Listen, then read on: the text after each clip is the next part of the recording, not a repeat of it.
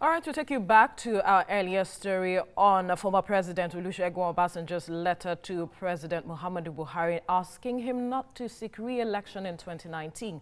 And reactions have trailed that letter. We have a political analyst, Ola Daniels, here in the studio to share his thoughts on the letter. Thanks for joining us on the Midday News. Thank you. Good afternoon. Now, Obasanjo is here again with another letter to President Muhammadu Buhari asking him not to seek re-election come 2019. What are your thoughts, first of all, on this letter? Well, I'll start by saying the letter is apt, doesn't come in at the right time. We can't have any other time than the time we're having it now, because we can't wait till 4 years to the end of the next 4 years to have such letter.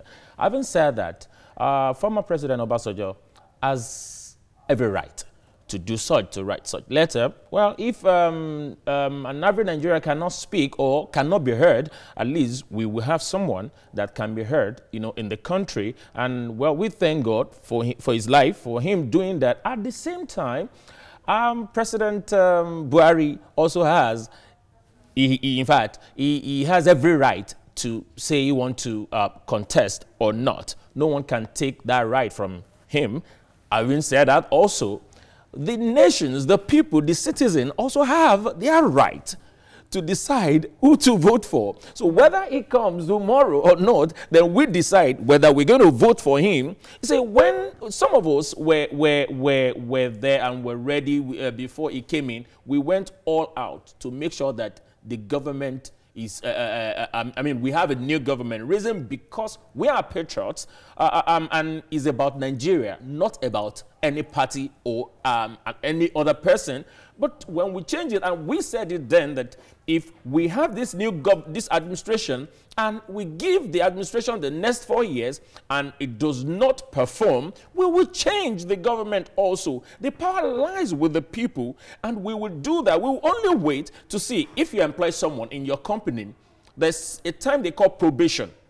There's a probational time that you need to show me that, yes, you are capable, that you can deliver. And if I see that, wow, 4 years, the 6 months is gone, 1 year is gone, and nothing, you are not bringing anything to the table. Right. The company is not moving forward. What do you expect me to do? To fold my hands and look?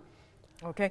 All right. Now, does that give the reason why some persons say that this letter has set the motion for 2019. Do you share the same view?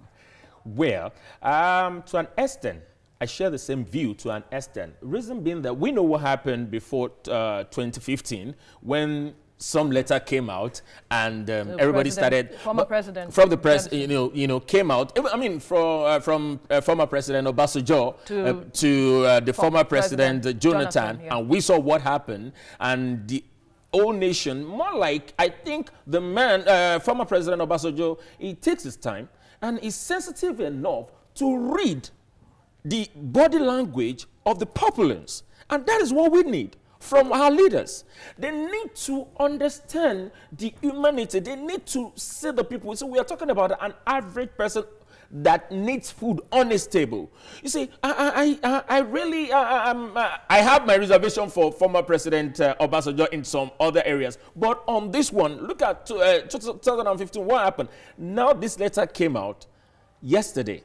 By 4 o'clock yesterday, some stakeholders had already called for a meeting. Mr. President had called some people for a meeting. Already they had a meeting. But they said it has nothing to do that is what they will tell us, but we know what has been happening in the country. Were you there? When I was not there, but that is what they will tell you. Let me say this clearly.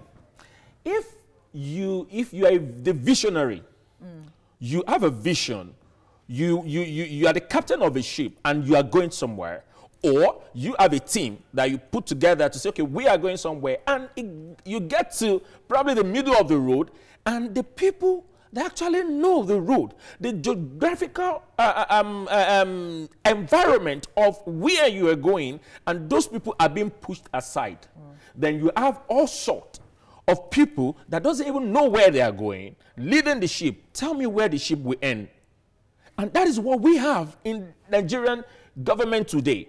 There are some visionaries that came in, the likes of Tinubu and some of them, and we know what happened as the time went on, and this government, why some so-called cabal, if I would say, took over, and I mean, it's absurd.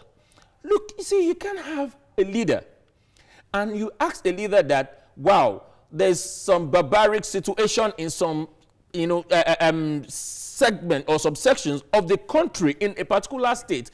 A 73 number of people, human beings, Nigerians, were killed. And when Mr. President was asked, he said he's going to take his time.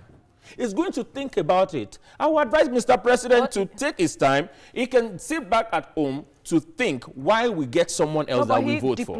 He asked, the IG to go and to Benue State. Very funny. So, when the policemen got to Benue, what happened?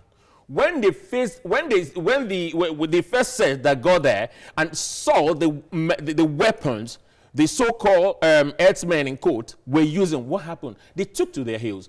We talked about IPOL the other time. You send the military men to there to calm the situation.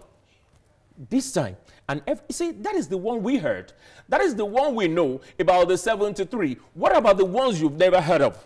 All right. That is the killings that are going on every day. What has been happening? What has been done? And what do we have? We have some governors a day after Nigerians were killed, all right, going to Mr. President to say, "Oh, we are here for your re-election." No, it's absurd. It's callous. The president has not outrightly come out to say he is seeking re-election. But then, how is this letter going to change the political atmosphere?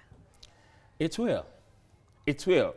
And I'm going to sit back also to wait for the time we, Nigerians, we're going to decide to act. Now, the letter, former President Obasanjo came out with a letter, and all the things is stated in the letter. I need someone to tell me that one of them is wrong, or that the man did not capture the situation we have found ourselves in the country.